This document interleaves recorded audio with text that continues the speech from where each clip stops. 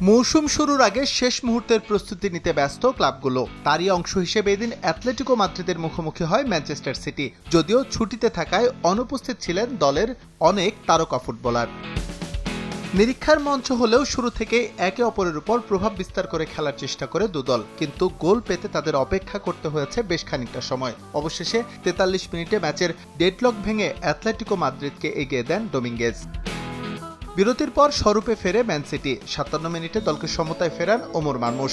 এর ২ মিনিট পর আবারও ইজিপশিয়ান ফরওয়ার্ডের ম্যাজিক। ২-১ ব্যবধানে এগিয়ে যায় সিটিজেন। অ্যাটলেটিকো মাদ্রিদ সমতায় ফেরার চেষ্টা করলেও শেষ মুহূর্তে আরও এক গোল হজম করে ৩-১ ব্যবধানে জয় পায় ম্যানচেস্টার সিটি।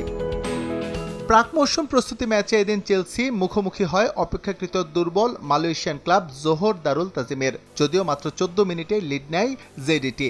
৪২ মিনিটে সমতায় ফেরে চেলসি। বিরতির পর লিয়াম দিলাপের গোলে লিড নেয় ব্লুজ। তবে ৬৫ মিনিটে ম্যাচের সমতা আনে জোহর। শেষ দিকে এসে ব্যাপক জমে ওঠে ম্যাচ। ৮৬ মিনিটে ম্যাচে আবারও লিড নিয়ে নিজেদের সক্ষমতার জানান দেয় মালয়েশিয়ান ক্লাবটি। ৮৯ মিনিটে মিখাইলো মুদ্রিকের গোলে কোনো রকমে মান বাঁচায় চেলসি। শেষ পর্যন্ত ম্যাচটা শেষ হয় ৩-৩ সমতায়।